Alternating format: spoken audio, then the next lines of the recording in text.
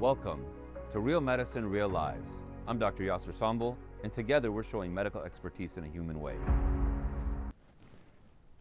Welcome to Real Medicine, Real Lives. I'm your host, Dr. Yassir Sonbol. On this show, we explore the connections between health, work, and life, uncovering stories and insights that help us live healthier, fuller lives, both inside and outside the workplace. Today, we're joined with Erika Butler, CEO of HIHR LLC, where she provides HR consulting and outsourcing with the kind of expertise that usually is reserved for Fortune 100 companies.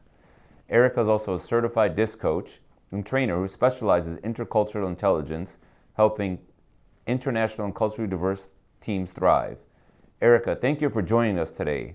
Our first topic touches clearly on a very important thing that many people overlook, which is the diversity and inclusion, which has been a big topic lately in this country.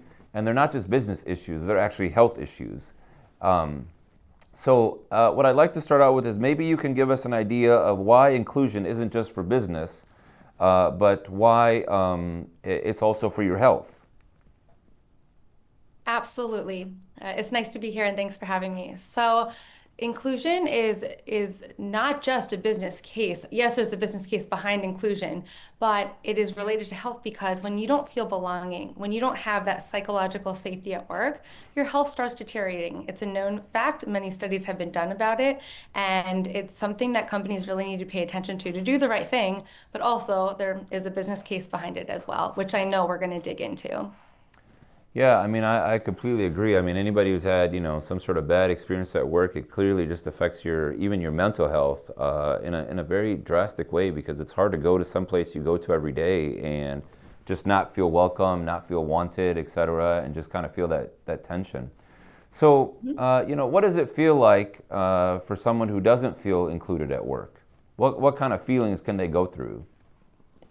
Yeah, some of the feedback I've heard over the years is just feeling neglected, feeling uncared for, feeling belittled, and that they didn't have a say, that they weren't, even people not knowing their name. I mean, that happens at companies that a leader doesn't even know their name. So that makes someone feel like, why am I even here? Why? And it just feels like belittled. And then the one thing we don't talk about a lot is micromanagement. And that actually creates a lot of health issues in people when they feel their leader needs to control them and is controlling towards them and micromanages them. It shows they don't trust the employee, which isn't a good feeling for that employee, and it really impacts them, causes a lot of stress to be micromanaged. Yeah, I mean, I completely can relate to that at times when I was younger, obviously not now that I'm self-employed, it's not as big of a deal, but yeah, clearly micromanagement is a problem. And, actually people can relate to that at home, right? When, your significant other, your spouse is always like telling you what to do and every single step and simple things, that in itself can sometimes be the same thing. So what are some of the ways, small things that, leaders can do to kind of help build belonging for people? Absolutely. It's small commitments that actually matter a lot. So it's things like if you don't walk the floor, if you don't reach out to random employees in the week, say you have, for example, I just talked to a CEO, he has 250 employees and he touches base with five every week. He doesn't probably have time for this or feel like he does, but it's so important to him that he reaches out to five random employees of 250 every week. So I think putting things in the schedule like that to make sure you are reaching out, showing up, show you care, ask how Bobby's baseball game went, little things like that, and mean it and be authentic. It goes a long way for people to know their boss genuinely cares about them as a person. So how would you, use that same thing to say, for example, recognition at work, right? So people, how is that tool very effective, for example, in making your employees feel, I am welcome here, I am included here? I'm so happy you brought that up because, at this point, I've been part of thousands and thousands of surveys, and recognition comes up every time. I can't think of a time it hasn't as the top four things employees bring up. So, recognition is so powerful. So, if your organization does not have a recognition plan in place to make sure people get a thank you for this, for that, and know that their work and their effort, they're showing up, what they're bringing is appreciated, it is extremely powerful, and people do notice and care a lot about that. That can be a game changer. Because obviously you know their name if you can recognize them. Sure. And what would be some of As the a joke from ways, before. yeah, I mean, clearly, I mean, what would be for example, I'm a cardiologist in private practice. I've been fortunate enough to do well.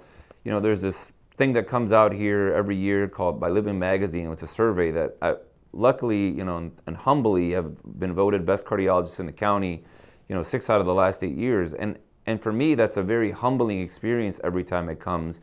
Even though it's not coming from an organization, it's coming from my patients, which is probably the most valuable thing for me. But what are some of the things you recommend to leaders, on how they can show that recognition and how they can show that they're, appreciating what people are doing for the company?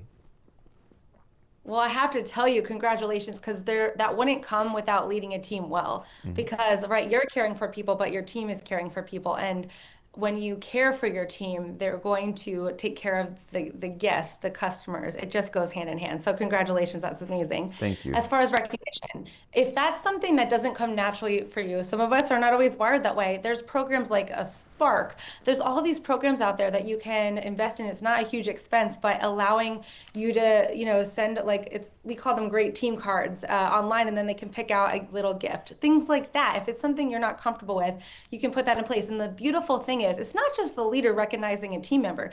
It's creating a culture of recognition where people recognize each other. An employee recognizes another employee. That also is going to be a conversation at the dinner table that's meaningful. So as a leader, it's not just what you're saying, it's fostering this, leading by example, but creating ways that other employees have ways to recognize each other. And it's this really beautiful, feel good experience and culture you can create through just recognition. Yeah. No, those are really powerful tools. I agree. I try to, my support staff, I tell people all the time I couldn't do my job without them. And, I do my best to try to show my appreciation one way or the other, whether it's buying lunch or thanking them for anything, just in general. How do you tell, teams to recognize each other and support each other across differences like culture, gender, background, etc., religion? Those are all big factors nowadays.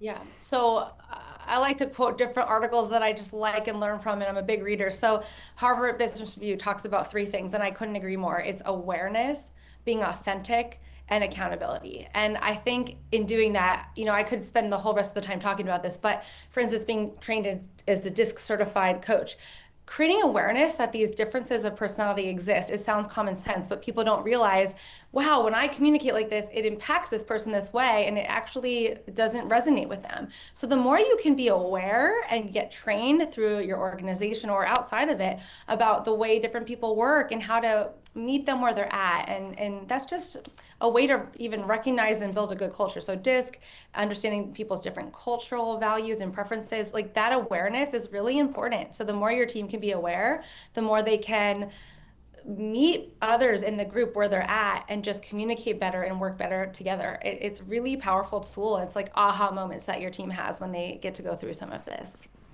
Based on that same subject, so how do you tell people, for example, somebody may have different religious beliefs, or somebody may have different cultural beliefs, or different political views, right? And those are all things that get talked about in the workplace all the time. And so, to me, an idea of freedom is me having the different opinion of you, but you having to respect my opinion, or I have a different belief and you having to respect my belief, regardless of whether you agree about it or not. And that's my definition of what freedom really means when we talk about it. So what do you tell people, for example, in a situation like that, when they have those kind of different values or different beliefs, and how do they respond to it, and how do they still be supportive of one another? It's really interesting you bring this up because earlier in my career, I was taught and told at times to keep that part to myself, especially as an HR professional. But actually, as I've grown, I think you want to be as transparent as possible. If you have a faith that's important to you, I think that's a big part of your life. So you can be honest about that. And then it allows others to be honest that what they believe and where they're at. It's a big part of our life many times. So I am a big supporter of people sharing that at work and bringing their whole self to work. And if that's a part of them, then that's a part of them. And people should be able to speak about how they feel about life and welcome that in. So that's where I stand. I don't think everyone is there, but even if it's Fortune 100, I think there's a space for that, and people should be able to be themselves and share what they believe. That's true. And so, can you tell us, for example, what happens to people's health and performance when they feel safe at work and they're valued at work? What I have seen time and time again, when people feel safe and they feel valued, they just thrive. They are engaged at work. They are engaged at home. It spills over to home. It spills over to our communities. When they're well loved at work, because a lot of times that's what it is, they just thrive and they do well. On the flip side, I've seen people really mistreat it. And they come, to HR, or we find it in a focus group and they're not well. Maybe they gain weight because I've seen people literally gain weight because of the stress of the burnout.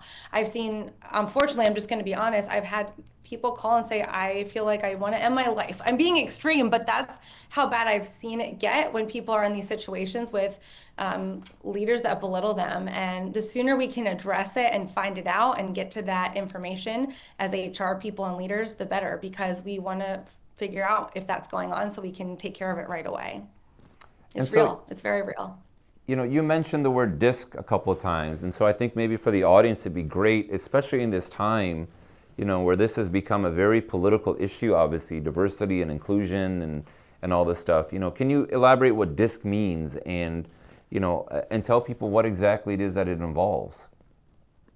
Yes, absolutely. So DISC is really a personality assessment that's been backed by like 100 years of experience and research used all over the world by Fortune 100, by many organizations around the world. And what it does is you take the test and you kind of find what your style is. A style can stretch, a style can flex, but you have a preference of what motivates you, what stresses you out, and then other people you work with have a different preference. And you find where you are and you see where they are. And then there's all these aha moments that come of that saying, when I communicate like this really is a struggle for them. And learning that is extremely powerful. So I was fortunate over 10 years ago to work at a Fortune 100 where they train everybody in the whole organization. And I learned so much through that I wanted to also become a trainer and help other people with it. So I can't say enough, but I recommend everyone go through it. You can literally do it online. That's great. That's really cool. Okay, so we're going to end this segment. We're going to be right back. Everybody, coming up, it's time to break the silence around the workplace trauma and how unhealed wounds at work can affect our health. So don't go anywhere. We're going to come back with Erika and talk some more about this great topic, in my opinion. Stick with us. We'll be right back with more real stories, real breakthroughs, and real lives transformed.